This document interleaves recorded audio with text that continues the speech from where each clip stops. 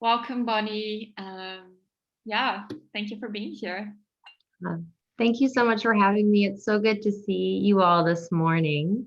Well, morning for me, afternoon for a lot of people too. It's such an honor to be here and such an honor to be such a part of an incredible summit with some really powerful leaders in this conversation around self-love and looking at it through so many different lenses. So I do want to pause for a second and say thank you to you and all the people that have been working very tirelessly through the behind the scenes getting everything ready. And definitely. Well, it's such an honor to be here. As you shared, my name is Bonnie Casamassima, and I work with the psychology of how our spaces impact us. So, looking at what is it about the space around us or homes, we'll be talking about today because that's where a lot of us are spending so much time. And in addition to that, looking at how you're really honing into that inner voice that's inside of you, that intuition, to combine all of it to understand how you can pull more self love into your environments around you so that the outside is feeding the inside, right? So that's a high level overview of what we're going to be talking about today. I'm really excited to be here.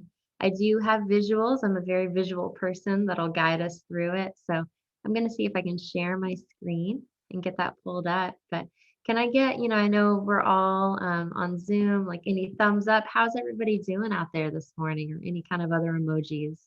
We got some celebrations. Oh, some thumbs up. Wonderful. We got some waves. Oh, it's so good to see you all. Good, good. So everybody's awake and ready to go. Perfect. So let me pull this up. And if I can get a thumbs up from y'all, are you able to see the screen? Perfect. Okay, awesome. And then I'm going to go to view it in full screen. And let's see if this works. Sometimes, perfect. Sometimes Zoom makes it where I can't show full screen and see everybody's face at the same time. So again, welcome. Today we're going to be talking about fostering your intuition and creating space for you. We're going to be blending the science and psychology of interior design called environmental psychology.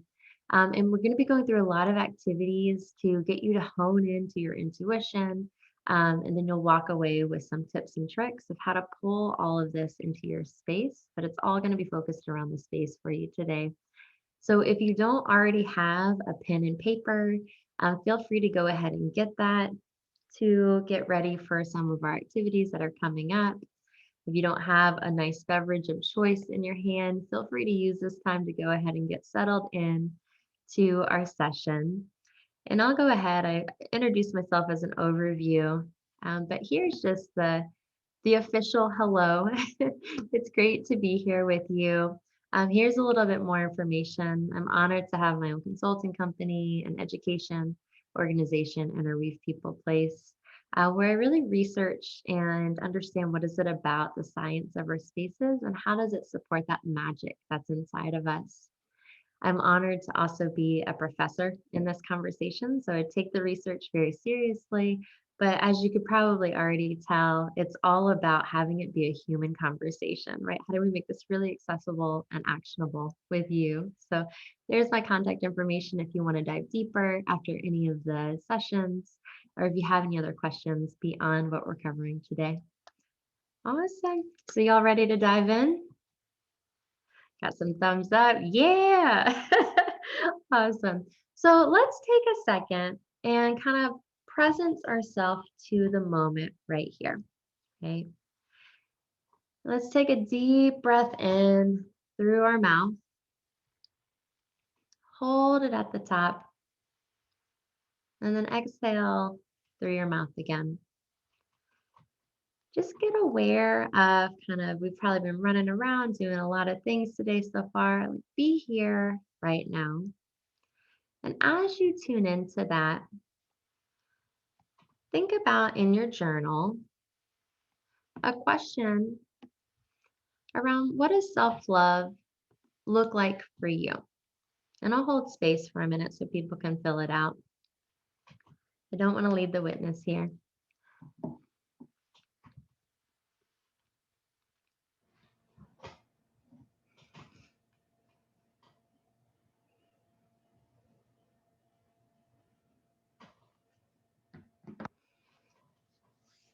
Perfect.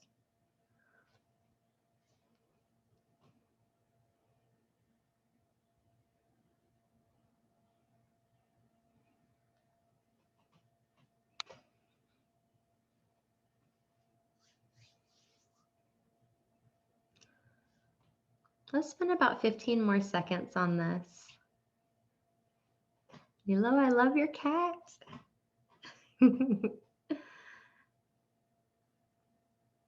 He's very much into self-love. Absolutely. Yeah. So what did self-love look like to you? Just kind of a bullet point. We can turn our mics off and interact with each other if we want.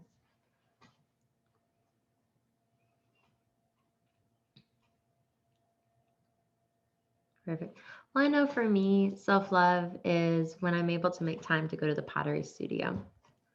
We've got some chats. Perfect. Self-love is comfortable, sensual, kind, passionate, fun. Yeah, feel free to get those fingers to the keyboard. Absolutely. So I always want to hold space for those that want to share, but if people are more comfortable, we've got a hand raised. That's me. Oh, perfect. Yeah, absolutely. Hi. Yeah, it's all of those. Those are really great. I'm connected to that. Also, for me, it's my word to myself. Mm-hmm. Yeah. Like I'm really not. There's like zero integrity there. I like say something and then it's just out there, and I'm just not true to my own word. Right. Yeah. Our words can be so powerful, right? Are you honoring your words with that? Absolutely. Yeah. And if you do, yeah, that'll kind of lead into the next question I have for us. Thank you so much for sharing. And you're John, right? That's me. Hi, nice to meet you. Nice to meet you face to face. Wonderful. Yeah. So now that you've thought about what self-love looks like for you, let's get those fingers to the keyboard and type in the chat box. Let's see if it'll work for us.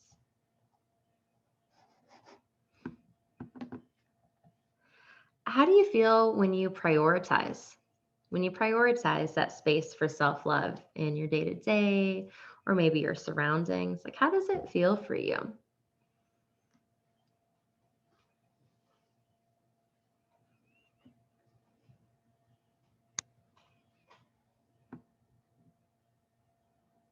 You feel special, loved, empowering. Absolutely. Yeah. I feel very grounded when I prioritize self-love. I feel like there's so much space in my life. I mean, that's like energetically as well as physically. And I feel really rooted into my essence and my being. Absolutely. So, how else does anybody feel when they prioritize that self-love? Energized. Yeah, absolutely. Absolutely. So I want us to really be rooted in what this feels like and what that self love feels like. I'm going to start talking about the psychology of design, but I want us to lead with self love, how it feels, and how you prioritize it. And that'll guide us in our upcoming activities to stay rooted. And more importantly, here is really listening to those signals in your body, that kind of quieting down that intuition.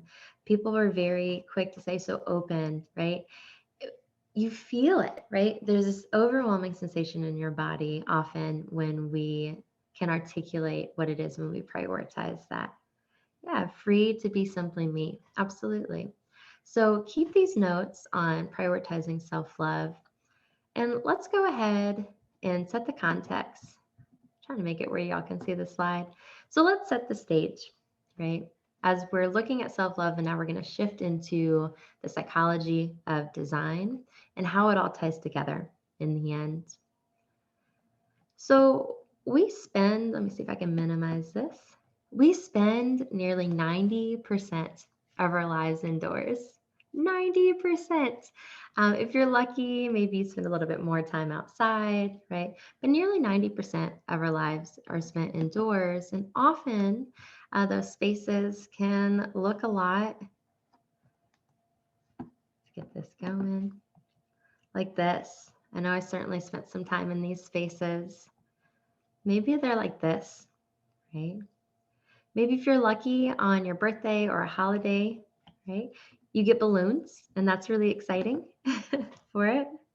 Sounds, but then more recently, maybe we're spending time in spaces that look a lot like this as we were transitioning to work from home, right?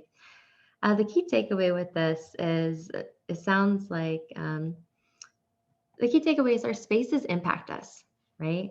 How did you feel just intuitively imagining being in those spaces? And feel free to write this in the chat box. Like, how did you feel thinking about being in those spaces? Right. I know for me, my energy felt really drained. I felt very compressed, restricted. Some people are saying absolutely closed off, depression, tired, depressed, tired. Absolutely. Right. So just by imagining being in those spaces, our bodies had a physical reaction and our emotions had a physical reaction. So there's research in science that says, what is it about these certain environments that create those emotions and feelings? And that's the root of what we're talking about today, and more specifically, how you can use it. So I'll start with a little story at a high level. That's me in the middle. And then this is my little sister being held. When I was about 5 years old, so about this big, I took everything out of this closet my sister and I shared, and I converted it into my own private reading nook. Mind you, this closet was literally, look, this isn't the actual closet, right? It's something from Google, but it felt and looked a lot like this space. It was kind of small, cramped. But what I did is I took all of her clothes, probably just tossed them on the other side of the room, and pulled in a lamp, and then closed the door, had my favorite book, and I created my own private reading nook, right? So mind you, this space wasn't anything magical in reality, but in my mind and my heart and my soul, this space felt like this. And I felt like Julie Andrews singing at the hilltops, at the top of my lungs. It was powerful. I felt like it was my own space, being the middle of 5 kids, having that quiet space for someone who gets their recharge as an introvert. So I get my recharge from really quiet spaces. This space really nurtured my heart and my soul. I didn't know why. I didn't know the science or the language around it. All I knew is that it felt right and it supported me.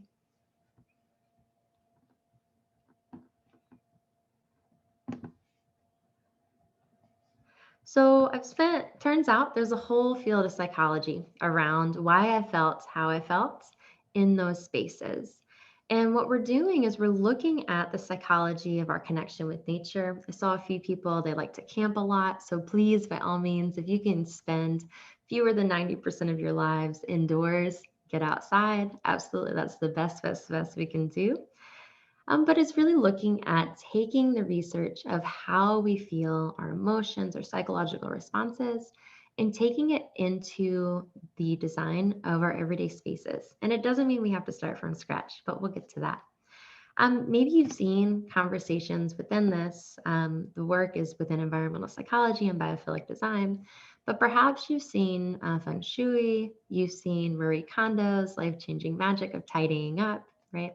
It's really all talking about our spaces impact us and how can we understand how to use that as a tool to support us in that self-love journey for this conversation.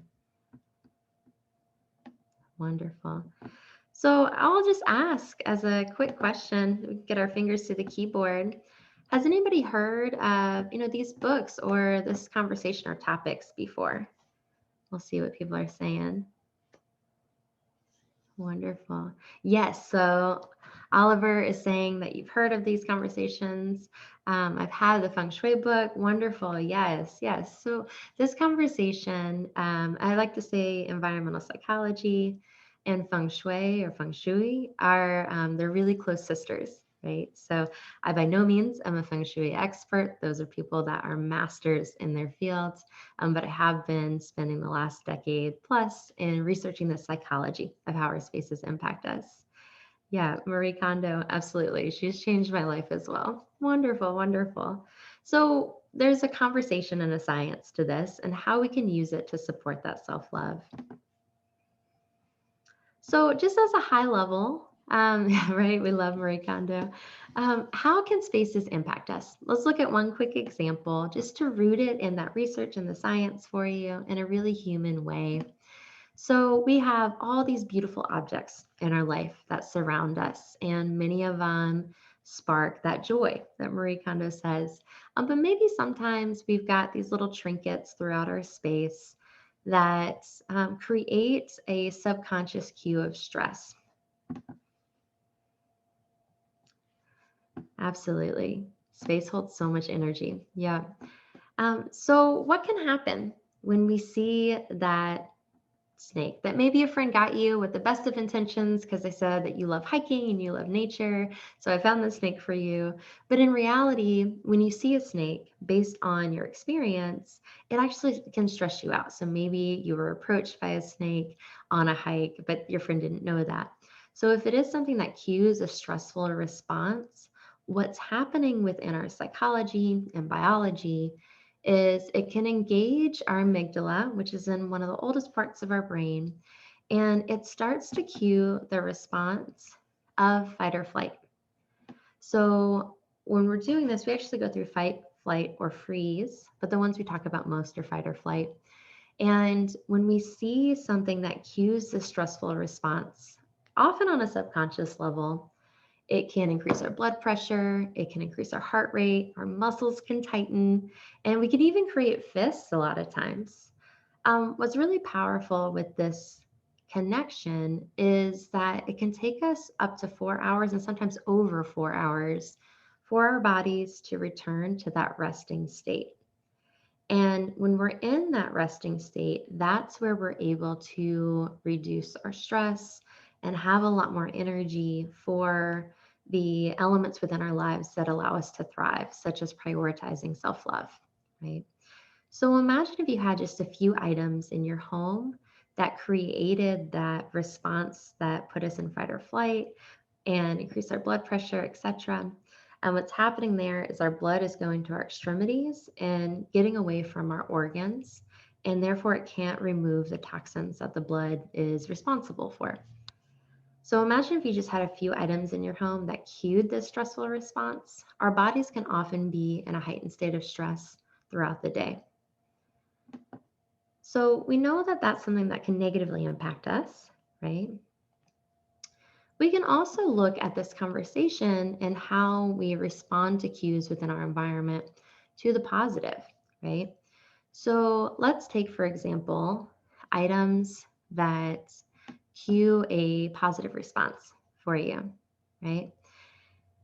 You can think about like you feel when you're journaling in a gratitude journal, right? You're thinking about the things that you're really grateful for throughout the day. What's happening here, a slew of things, but at a high level, is our hypothalamus can be engaged, which is a part of our brain that helps with our metabolism, helps with our blood pressure, helps with many, many things. But one of the things it can do is get us into that resting state of joy and even allow our brains to get into those theta and delta waves, the ones that we are in when we're dreaming or more in a meditative state. And how we connect that to the built environment is where the snake maybe stressed you. Maybe you're prioritizing elements that cue those responses of gratitude. Looking at maybe there's a table when you first walk into your home. What are the first things you see, right? Are they things that, for example, in this image, remind you of a trip that you went on? Self-love for me is definitely traveling, right? Are they trinkets from your nephew or your niece who made this love frame for me? Right. When we see these cues in our built environments that allow us to have that positive response, it allows us to use our built environment to our advantage. Wonderful. So we're getting a lot of comments. This is great. Yeah, absolutely. Yeah, Magdalene, my font is really small on my computer. Yeah, absolutely. Our environments can trigger those past traumas or even hyper reality traumas. And we may not have even experienced it before because it's happening on a subconscious level a lot of times. Absolutely. So our spaces impact us. We can use it as a tool to support us. So now that we have an overview, what I would like us to do is to take a minute, and I'll guide us through this. We know that space impacts us. We know there's a psychology to it. We intuitively felt it when we just saw those images in the beginning. Let's take a look at getting really rooted into a visualization for a time where we felt supported or nurtured in nature. So I'll guide us through this. And I invite you all to, quiet your mind, close your eyes, take a deep breath in through your nose, hold it at the top, exhale out your mouth.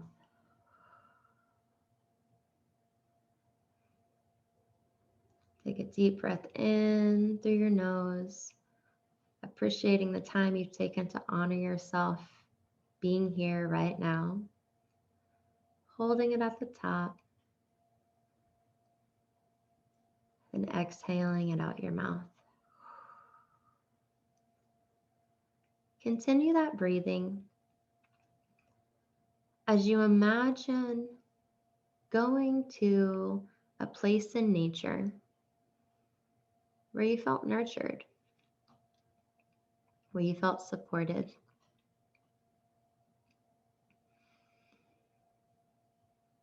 Take some time, look around.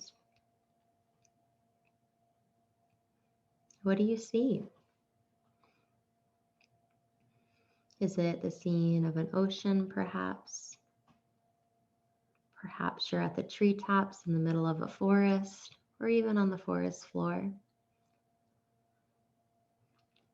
Maybe it's a desert. Take a moment here and just be.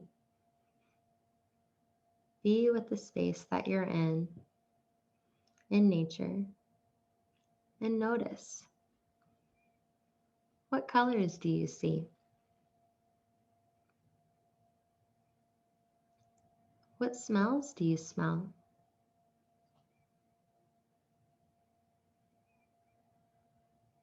Are there any sounds that pop up for you?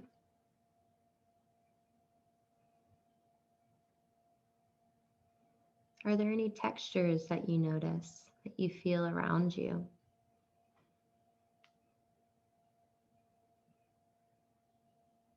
Maybe there's even a really distinct taste for you.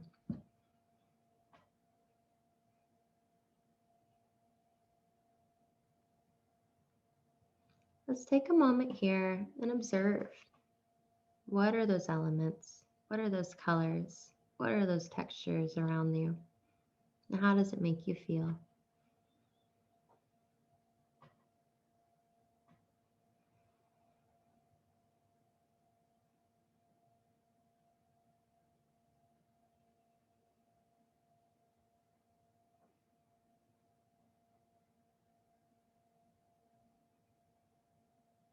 And when you're ready, let's bring our attention back to our bodies, thanking that scene in nature as we begin to depart, thanking for its nurturement and its support for you. Bring your awareness back to the room that you're sitting in. When you're ready, begin fluttering your eyes open, getting present within that experience and integrating it back into where you are. So if we can get our fingers to the keyboard again, share how you felt when you were in that space in nature, when you imagine being there, visualize being there.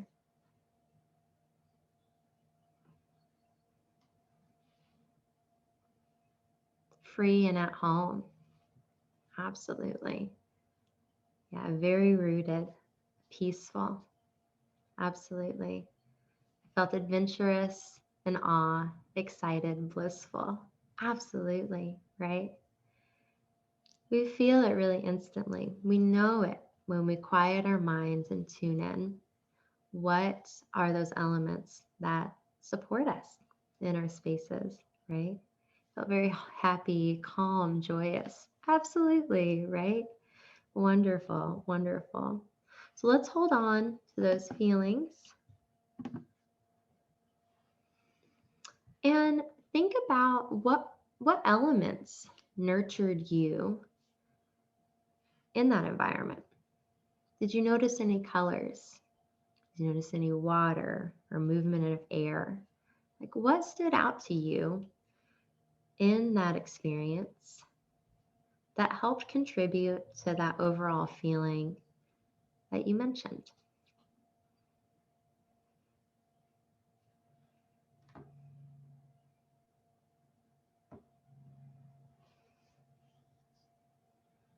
And when you're ready, if you want to share, put your fingers to the keyboard. And I'll share for me.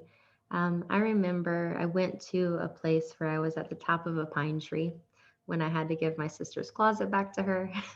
I then took to the top of the pine tree for that quiet reading nook. And I remember the smells of the pine around me. I remember the tactile experience of the branches and the grounding sensation that the wood had around me. So wood is something that's really important for me and supporting that the best self in me and environments. Yeah. What elements stood out to you all? Colors, water, dirt, sand.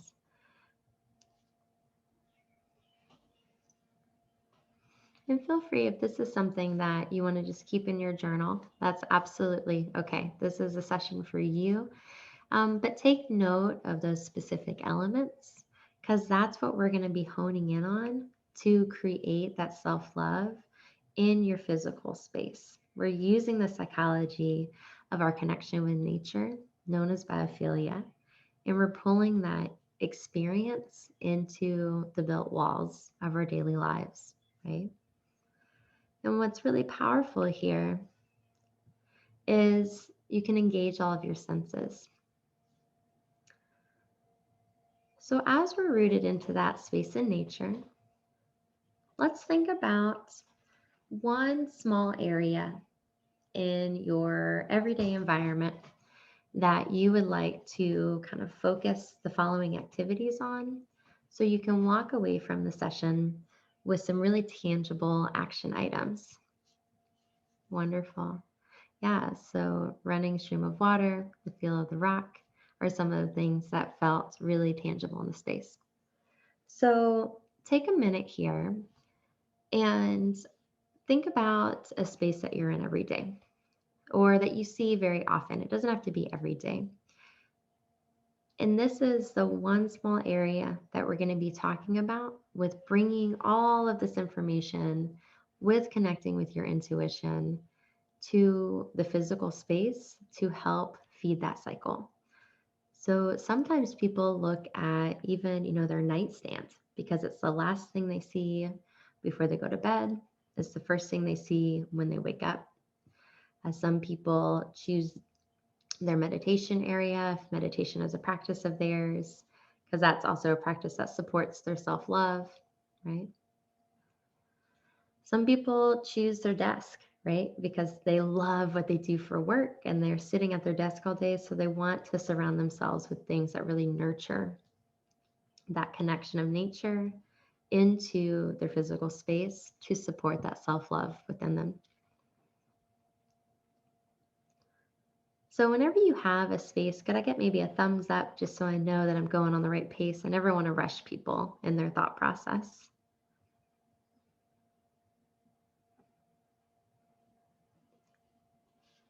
Cool. We'll hold a little bit of space. Absolutely. What I do recommend here is that you start with a really small area, like literally a nice side table or maybe the wall that you see when you first walk into your home. We're working a lot in our homes now because of the pandemic, COVID, so that's where we can prioritize it. But take your time here to think about just one small space. What people tend to want to do is just like change everything all at once, and it gets really exhausting real fast. So I would much rather you all make the changes to one small space to really root it in and feel it.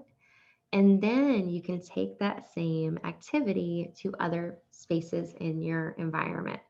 But making sure that you're getting really rooted in that one can be most nurturing for us.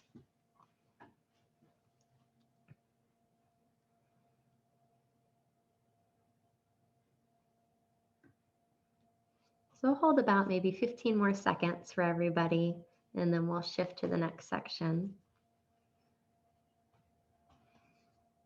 Your bed can absolutely be that space. Absolutely. In fact, it's an incredible space because we spend so much of our lives in bed. Absolutely. Yeah.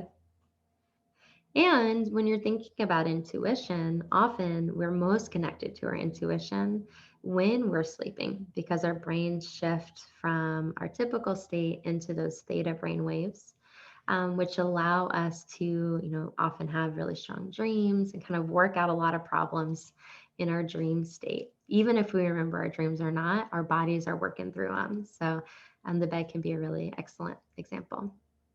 Wonderful. So now that you have an idea of the space that you want to focus on, let's shift into some of those ideas or suggestions. And it's all driven by what self-love means for you and how you felt in that natural environment and the elements that pulled in for that. So I'll share a lot of examples, but always, always, always listen to what's in your heart and then use the research and science to support it and supplement it. Which is just that, right? So that's the cycle that you can repeat over and over and over again from one space to the next. You listen to your intuition, quiet your mind. Your mind is a beautiful tool. Use it. Now your heart knows. It knows. And there's a lot of science that talks about the connection too, which is what I nerd out about.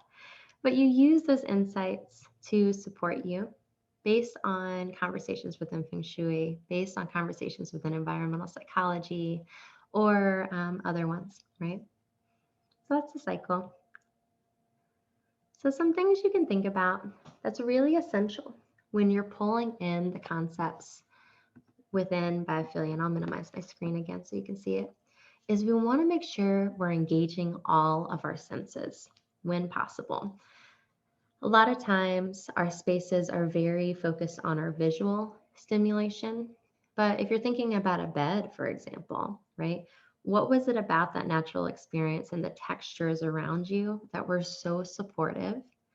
Consider pulling those into, the throw blankets on top of your bed or your pillows, or maybe it was a smell that came through. Consider infusing, aromatherapy right by your bed. It's really about engaging all of our senses in that process. So we're looking at things, like color and texture, looking at things like views to nature. When we can't physically be in nature, views to them are going to be as powerful or close to as powerful. It does include plants. This is one of many, many options. So worry not, if you're not someone who keeps plants alive very successfully. There are actually about 87 attributes that you can use within the field of biophilia, which literally translates as love of life. So I don't know if you caught it, but the tagline of my organization is designing for the love of life, because I feel incredibly passionate that our spaces impact us. And then how do we use it all to really infuse that love of life throughout?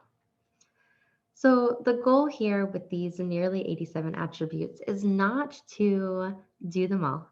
That's way too much. But we are looking at, doing a few very well. So you're looking at things like curvilinear forms are going to be more psychologically pleasing to us than harsh angles. Harsh angles are like thorns, they mean danger.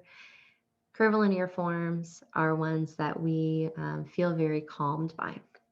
Looking at things like fractals. So if you think about how a sunflower expands out, or really any pattern in nature, this is what's known as the golden ratio.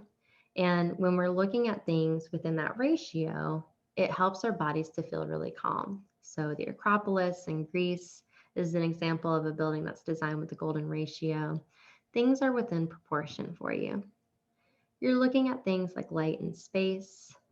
You're looking at things like prospect and refuge. So when you go to a restaurant and you sit in a booth, you feel really nurtured and safe, and you've got the ability to see out into the distance. This is another thing that you can think about. Notice I have a solid wall behind me, and many of you do too. It allows our backs to feel protected. And this goes way, way, way back when we used to be chased by tigers, right? We feel very safe with something solid behind us. So this is another idea for refuge as an example. But no, there's a lot of tools you can use within this to support you, but you're always going into what supports you and your intuition. Yeah, Man on Fire said the Fibonacci curve. Absolutely, that's exactly what we're talking about. Yeah, the Fibonacci curve, the golden ratio, they go by a few different names, but we use it in design to help to create spaces that please us because our bodies are in the same proportion of it, right? So very fascinating. The rule of threes, it's part of it. Yeah, we're looking at ratios, really kind of a 60, 30, 40 rule with it. And I'm happy to talk more about this in detail. It's something that I particularly am very fascinated with and passionate about. So if you have questions on it, reach out. I'd love to start a conversation. Absolutely. You're also looking at ways that you're pulling in those textures, those sounds, those smells, right? So don't be afraid to use color. Don't be afraid to use that. Oh, we're getting a question. What is the 60, 30, 40 rule? So this is where we're looking at pulling the golden ratio into the designs of our spaces. So when you're thinking about how much stuff to put on a shelf, for example, you want to think about having about 60% open space on that shelf and 40% items that really spark that gratitude and appreciation. That 60% open space, so you're not literally filling all the cubes, for example, it allows space for us to breathe. And it's the same ratio and proportioning that we see in nature. So that's just an overview of it. A great question. Also, if you're thinking about the design of a couch and the coffee table, you want your coffee table to be about 40% of the volume of your couch for it to feel like it's aligned and in scale. It's a really good rule of thumb for you. Great question. Yeah, please keep asking questions. So with biophilic design, you're thinking about colors, textures, sounds, and smells as well. So always go back to that space that you went to in nature and how it supported you to pull that together for your life.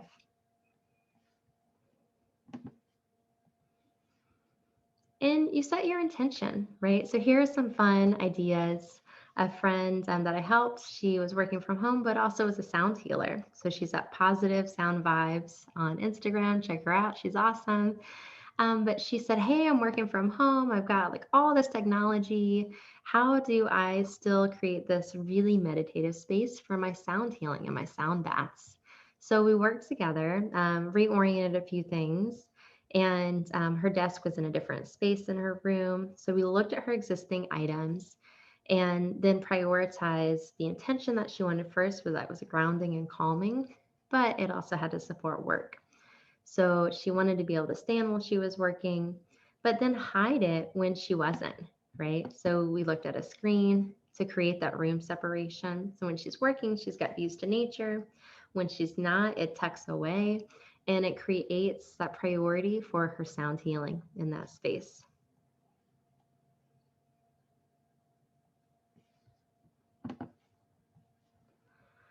So the key takeaways here are that your built environment impacts your well-being.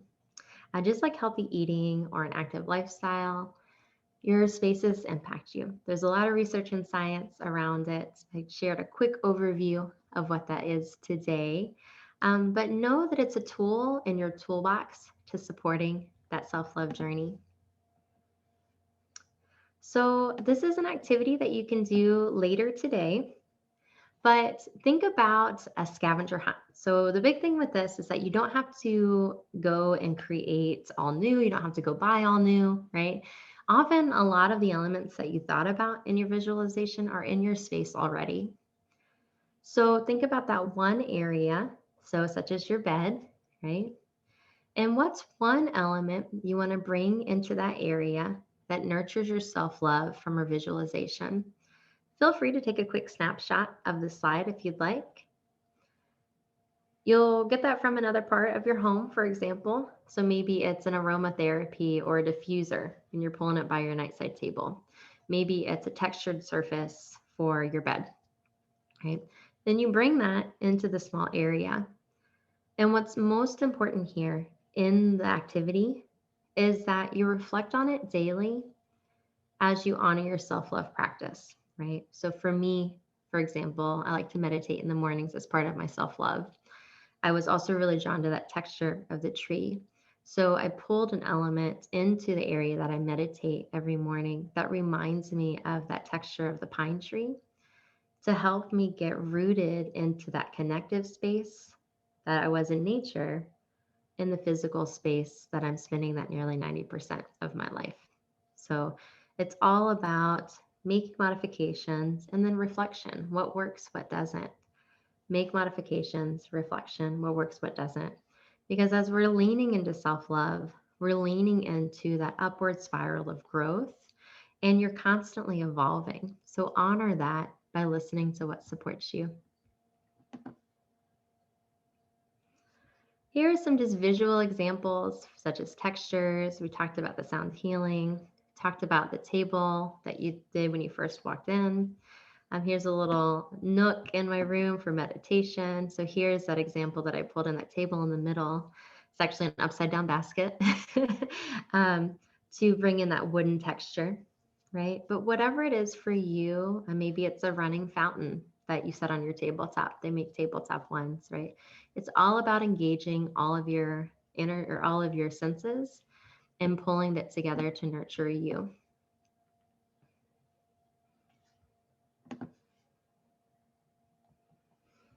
So thank you so much again. It's been an honor to be here with you. Again, my name is Bonnie Casamassima, Interweave People Place. Check out the blog. There's a lot more resources on there for you if you want to dive deeper into any of these questions. And there is one because I know a lot of us are working from home. I created a little bit. It's looking at 7 remote work design tips to rock your productivity and well-being. So feel free to take a look at that on interweavepeopleplace.com to support you in your own journey with this. Let me see if I can change that again. So again, such an honor to be here with you all. Thank you so much for your time. Wow, Bonnie, thank you so much for this. I also want to, full of ideas and questions. I can see there are also like more questions popping up, and I know you said people can contact you afterwards, but also in the goodie bag there is a selection of courses by Bonnie, and every participant gets to choose one. So go ahead, get some more, and you have your contact here if anybody has any questions, right? Absolutely. Yeah. So here's my contact. Shoot me an email and we'll get it going, or even a text. That's fine too. I do respond during business hours and not during business hours. So if I don't respond immediately, I'll get back to you the next morning. Yeah. Great questions. I want to thank you all for your engagement throughout. This has been such a lovely session to be with you all. So thank you. Thank you, Bonnie. Thanks, everyone. We're going on a 15-minute break now. You can leave comments here if you want, your appreciation to Bonnie. We'll share it with her afterwards, something that you take out of the session. and then we'll take 15 minutes, and then we'll be back here with Martin and the work. So see you all in just a little bit.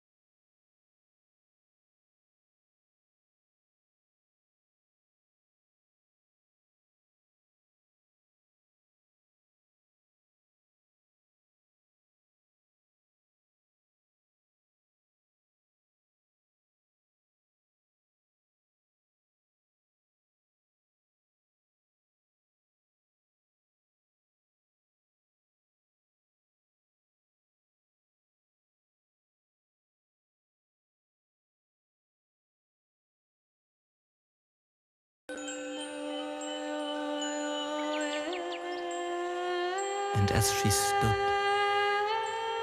she heard the river sing.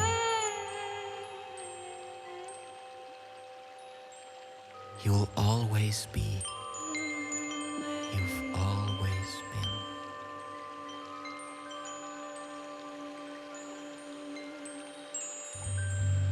She listened deep.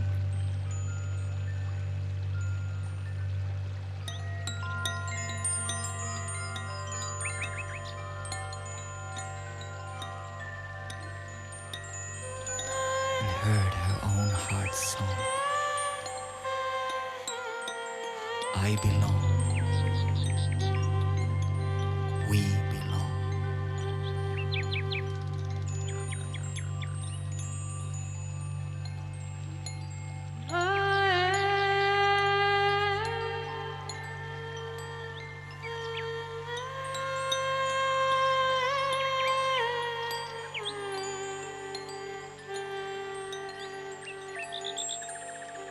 She bowed and prayed, gently and tender.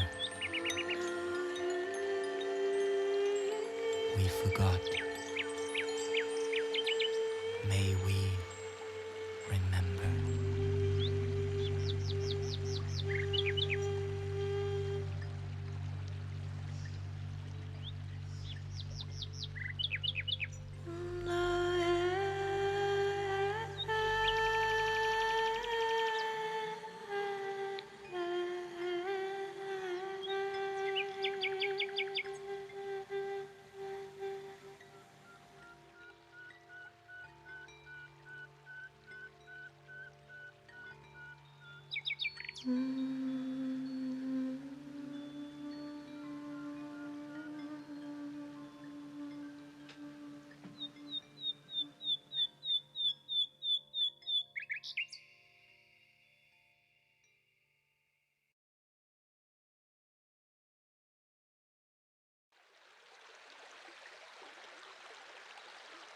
Gently she walked along the river.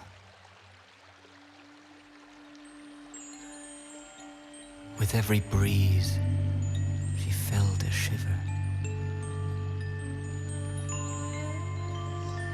With every bird high in the sky,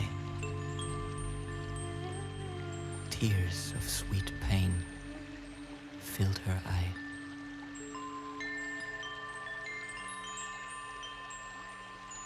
With every flower moved by spring's breath,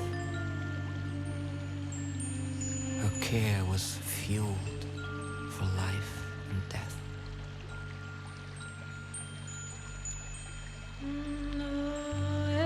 With every step, she sensed the ground. In every gap, she heard the sound of her own soul.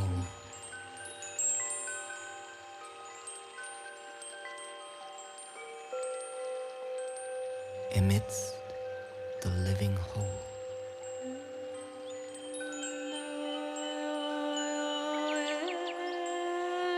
And as she stood, she heard the river sing.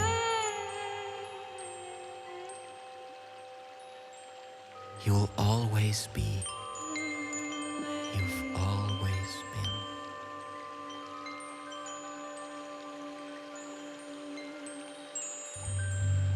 She listened deep.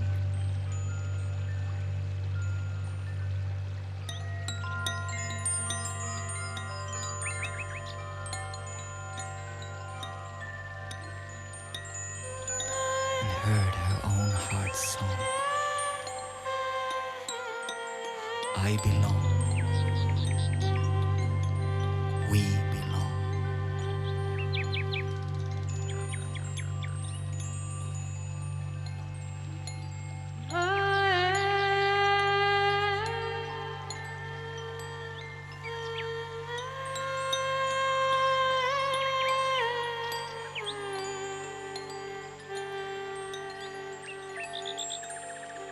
She bowed and prayed, gently and tender.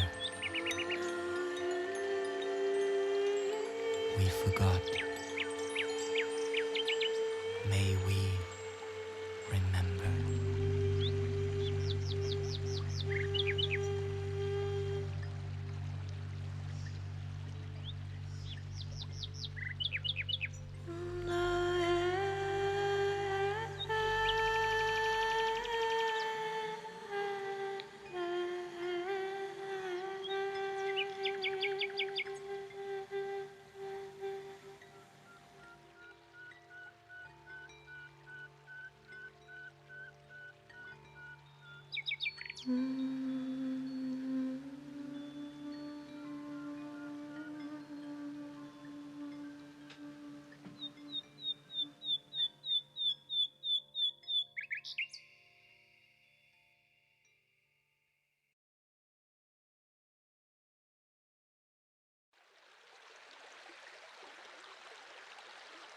Gently she walked along the river.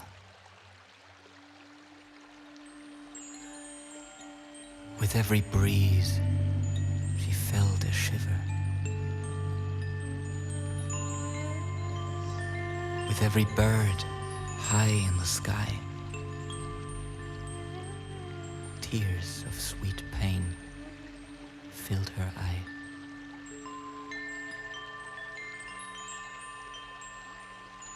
With every flower moved by spring's breath, her care was fueled for life and death.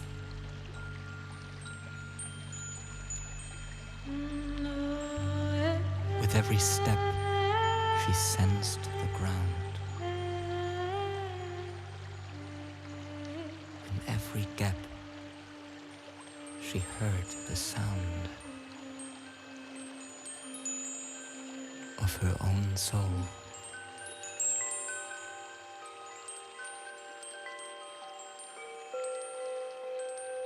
Amidst the living whole.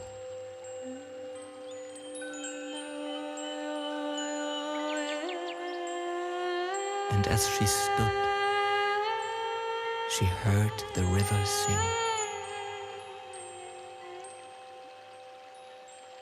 You'll always be, you've always been.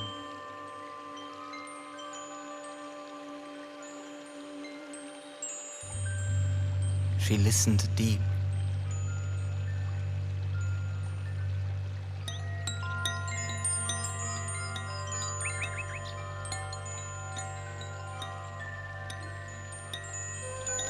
And heard her own heart's song. I belong. We belong.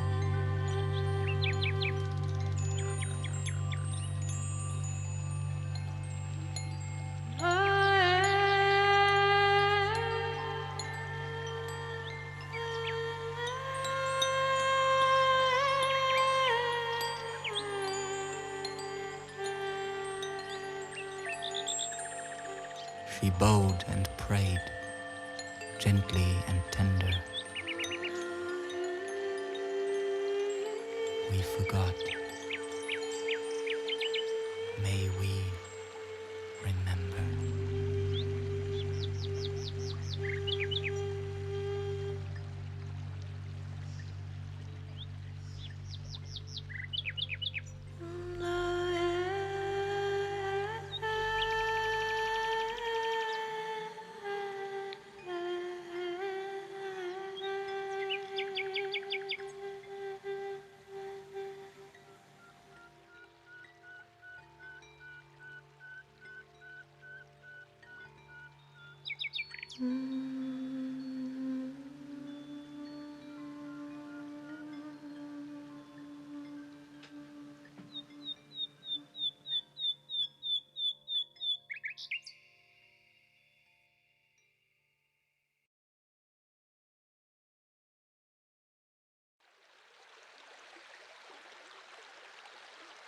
Gently she walked along the river.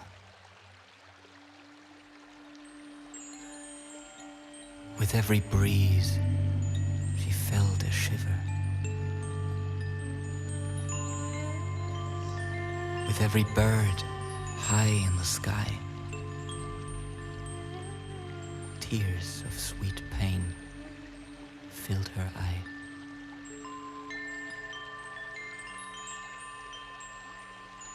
With every flower moved by spring's breath, her care was fueled for life and death.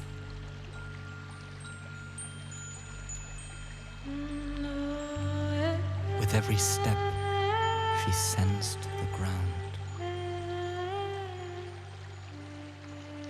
In every gap, she heard the sound of her own soul.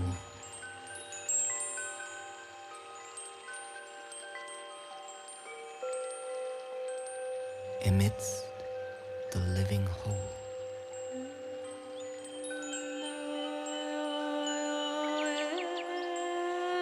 And as she stood, she heard the river sing. You'll always be, you've always been.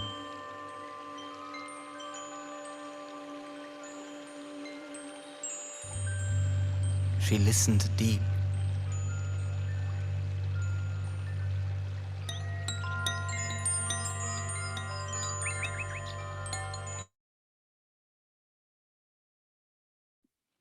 All right, welcome to this moment. My name is Eloah, and I'm very excited to introduce our next session, which is with Martin. Martin, welcome. I met Martin quite a few years ago when I was doing the School for the Work in California with Byron Katie, and it is such a no-brainer to bring the work to a summit about self-love, just because it was definitely the one thing that carried me through the darkest part of my life, and or so I was, and so it felt then, to be able to free from that experience and welcome and embrace life again was life-changing, and definitely something that I want for more people to have an experience of. And I know Martin is very passionate about sharing the work himself. So thank you, Martin, for being here. Well, thank you. Thank you for inviting me. I mean, it was a couple of weeks ago, I was just sitting early in the morning drinking my coffee, and I opened my iPad, and all of a sudden there's this call coming in. And it's Eloah. I'm from South Africa. Would you be interested in joining? I mean, whoa. I mean, it was like a heavens dropping down on me. So thank you for the invitation. And thank you all for just for joining me. This work is, I've been in meditation, all that for a lot of years.